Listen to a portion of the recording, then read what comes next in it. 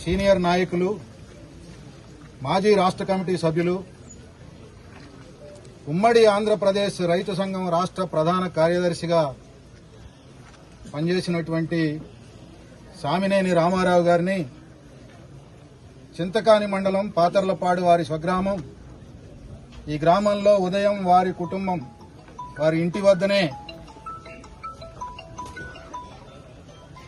ఉదయం పూట లేచి కుటుంబం అంతా పనులు చేసుకుంటున్నటువంటి సందర్భంలో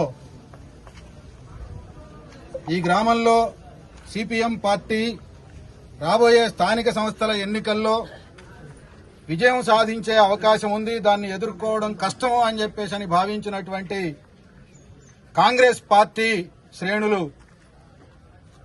కుట్ర చేసి హత్య గావించారు. ఈ హత్యని సిపిఎం పార్టీ రాష్ట్ర కమిటీ, జిల్లా కమిటీ మేమంతా తీవ్రంగా ఖండిస్తా ఉన్నాం.